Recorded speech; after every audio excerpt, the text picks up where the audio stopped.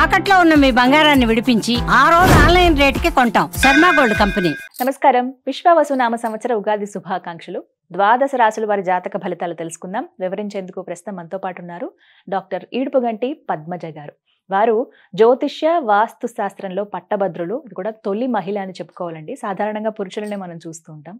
పంచాంగకర్త, అలాగే జ్యోతిష్యంలో పిహెచ్డి చేసి gold medal సాధించారు ఆవిడ. ఇంకా చెప్పాలంటే యూనివర్సిటీ టాపర్ కూడా. వారు ఎంతో చక్కగా పంచాంగ శ్రవణం వివరిస్తారండి. దాంతో పాటుగా రాసులు వారు ఏ విధంగా పరిహారాల్ని పాటించి వాళ్ళు ఉన్న స్థితి నుంచి ఉన్నత స్థితికి చేరుకోగలరో కూడా చెబుతూ ఉంటారు చిన్న చిన్న మంత్రాల ద్వారా. మరి ఇవాళ కార్యక్రమంలో వారి మాటల్లో విని తెలుసుకుందామా?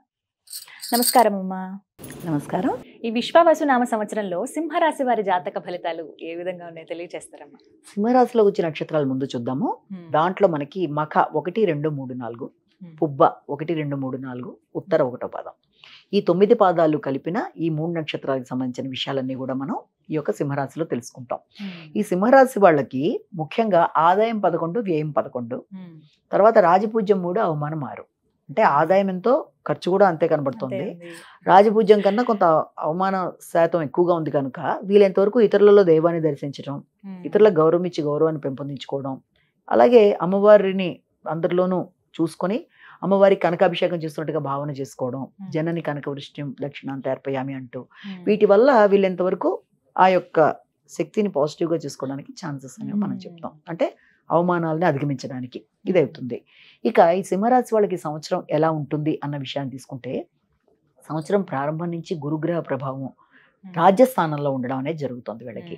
కాబట్టి మే దాకా ఉండే ఫలితం తర్వాత వీళ్ళకి లాభంలోకి రావడం జరుగుతుంది గురుడు.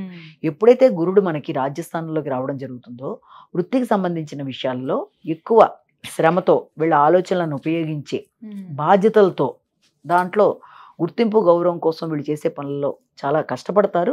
కానీ అలా చేస్తున్నా కూడా అది కొన్ని సందర్భాల్లో వీళ్ళతో సక్రమంగా రిలేషన్ లేని వ్యక్తులు ఎవరన్నా ఫ్రెండ్స్ కానీ ఎవరన్నా కొలీగ్స్లా కనబడే వాళ్ళు కానీ ఎవరన్నా ఉండడం వల్ల వాళ్ళ వల్ల కొంత ఘర్షణాత్మకమైన ధోరణి మాత్రం వృత్తిపరంగా ఉండడం, వృత్తి మారదాం అనుకునే ఆలోచనలు రావడానికి ఆస్కారం ఫస్ట్ హాఫ్ కూడా కాదు, మే దాకా ఉన్న. మే తర్వాత నుంచి కూడా గురుడు ఎప్పుడైతే లాభస్థానంలోకి వస్తాడో లాభస్థానంలోకి రావడం వల్ల వీళ్ళంత వరకు వీళ్ళ ఆలోచనలు ఎప్పుడు లాభానికి సంబంధించిన విషయాల్లో ఎలా మనం చేస్తే బాగుంటుంది అని ఎక్కువ ఫోకస్ అనేది దాని మీద పెట్టుకుంటారు. కానీ అస్వతంత్ర రాశికి సంబంధించిన దాంట్లో ఉండడం వల్ల ఇక్కడ న్యూట్రలైజేషన్ ఫలితాలే రావడానికి ఉంది. అంటే ఆలోచనలు అనేవి లాభసాటిగా ఆలోచిస్తారు, కానీ ఆలోచనలు ఆ లాభసాటిగా ఆలోచించినవి అప్లికబుల్ చేసే టైంలో ఘర్షణ అనేది ఎదురవుతుంది. అంటే ఆలోచన బాగుంది, దాన్ని పెట్టే సందర్భంలో కొంత ఘర్షణకి లోన్ అవ్వడం అనేది ఘర్షణలు పెరగడానికి ఆస్కారం ఉందన్నట్టుగా మనం ఒకటి అనుకోవచ్చు. వ్యక్తుల సహకారం కావచ్చు, లేకపోతే ప్రశాంతతకి సంబంధించిన విషయాలు కావచ్చు, తర్వాత సాంఘిక సంబంధాలు, ఇవన్నీ కూడా యావరేజ్గా మొత్తానికి ఇబ్బంది లేకుండా నార్మల్గా వెళ్ళడానికి ఆస్కారం అనేది ఒకటి మనం చెప్తాము. ఇక్కడ శనిగ్రహానికి సంబంధించిన విషయాన్ని ఇక్కడ మనం ఆలోచించాలి. ఈ సంవత్సరం వాళ్ళకి అష్టమ శని అనేది ప్రారంభమవుతుంది. అష్టమ శని ప్రభావం వల్ల వీళ్ళకి ఒత్తిడి అనేది అధికంగా ఉంటుంది.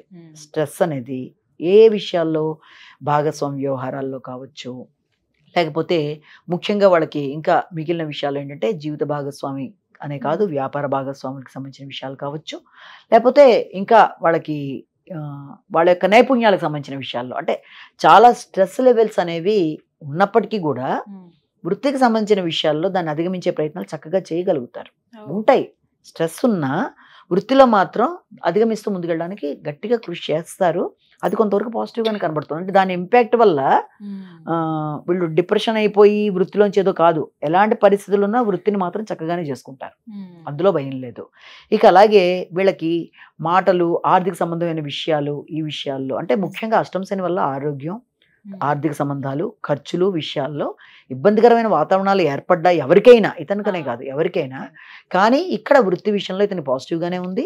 తర్వాత మాటలు కానీ కుటుంబ విషయాలు కానీ అనుకూలంగానే ఉంటాయి.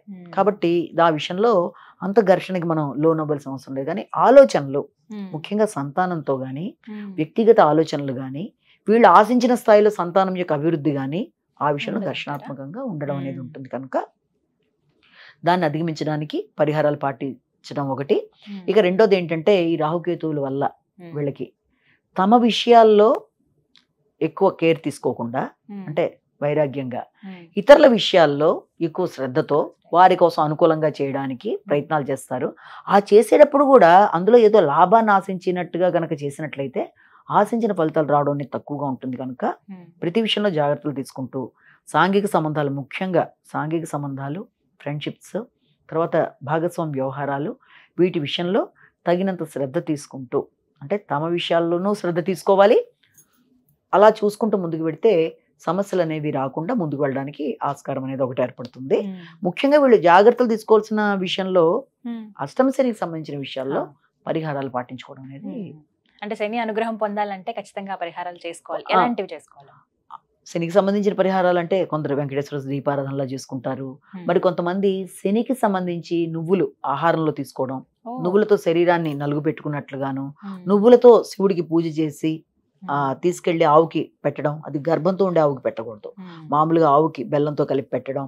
అంటే ఇలాంటివి చేయడం బట్టి దాన్ని అధిగమించే విధంగా అన్ని విధాలుగా అనుకూలత ఏర్పడడానికి ఇవి వెంకటేశ్వర స్వామికి, తర్వాత సుందరకాండ, హనుమాన్ చాలీసా, ఎవరికి ఏది అనుకూలమైనా మొత్తానికి ఇవన్నీ కూడా అనుకూలతలే. ఇవి మాత్రమే కాకుండా ఇంకా వీళ్ళకి సంబంధించిన వేరే పరిహారాల్లో కూడా రాహుకేతులకు సంబంధించి అయినా సరే వీళ్ళు కొంత వీళ్ళ విషయాల్లో శ్రద్ధ తగ్గకుండా, వైరాగ్యంగా వెళ్ళిపోకుండా, ఇతరుల మీద ఎక్కువ ఫోకస్ ఆపకుండా వీళ్ళంత వరకు దుర్గాదేవికి, వినాయకుడికి సంబంధించి కూడా వీళ్ళు కొంచెం గంగనాధిపతి నమః, అలాగే దుర్గే నమః చేసుకోవడం అనేది కూడా చాలా మంచి ఫలితాలు ఇస్తుంది. చాలా చక్కగా వివరించారండి. ధన్యవాదాలు.